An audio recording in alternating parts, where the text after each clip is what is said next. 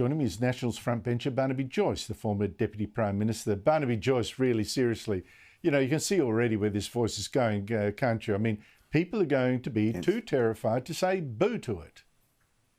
And we've got to, you don't feel guilty, listeners, to say no.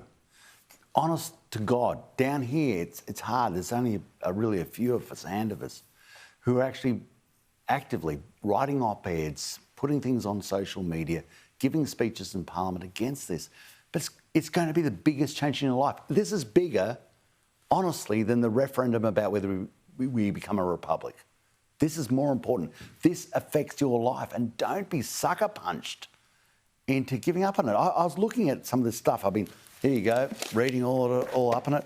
Why? Even when the Labor Party Attorney General tried to get this part into it, he said, he was saying that would have the line amended. The Parliament shall have subject to this Constitution. Subject to this Constitution means, listeners, that the High Court has primacy. High Court has primacy, not the Parliament. Have power to make laws with respect to the composition, functions, powers, and procedures of the Aboriginal and Torres Strait Islanders, and the legal effects of its representation. So he's trying to say the Parliament has primacy as to the legal effects of the representation. Listen to me. This is from the Labor Party, not from me, not from the Nationals. They knocked it out. Why are they so concerned about the legal effect of its representations? Because this changes how our nation works. The executive, listeners, is the High Court. It is the Governor of the Reserve Bank, amongst many. It is the Cabinet, which you actually all go to an election and vote for. And the Cabinet, listeners, selects High Court judges, which interprets the powers of the Constitution, which is how the powers of the voice will be determined. So they're determining their own powers. Now, I can't see how Australia is sleepwalking into this. We have one page of this, that page.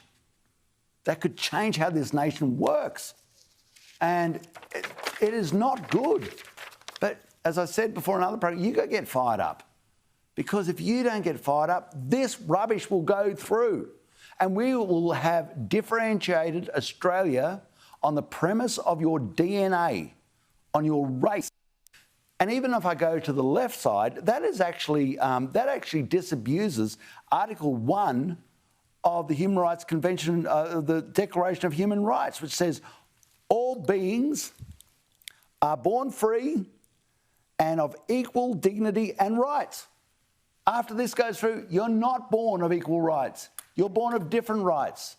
And so, Andrew, how do we get ourselves into this position? It's incredibly dangerous. Astonishing, Barnaby. When you were young, you probably remember we were fighting apartheid in South Africa, right? Yes. The left was fighting apartheid in South Africa in particular. Yeah, now the left is imposing apartheid in Australia. I find it just absolutely astonishing. I just want to underline what you just said there too, that document you showed. That was the Attorney General admitting that there was a problem. Parliament had to control the legal ramifications of what it was doing. He went to the advisors, the Aboriginal advisors, to the government saying, please change this wording. They said no. He said, okay. They gave in. That little proviso, giving Parliament primacy over interpreting the law, how it's going to run, does not apply. The government knows it's a problem and it's gone ahead anyway. It's disgusting. Barnaby, to another problem. Yes. Sorry, go ahead.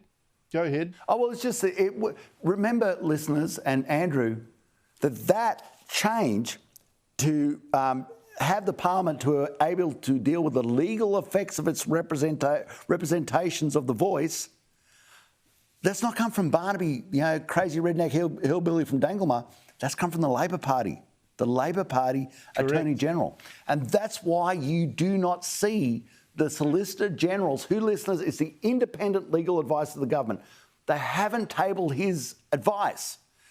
But the Attorney General seen it and said, oh my gosh, We better put some caveats on this. They put them in. They've been taken out. They've been bullied out of them. Are you actually going to do this to yourself and to your children? Are you going to vote for this? Please, God. And you've got to get fired up. Just don't think that there's a few politicians in Canberra who can change it. Your responsibility, your nation. You get fired up. You get organised. The public's the only way to save us. It's only up to the public now to save us. I mean, it's incredible.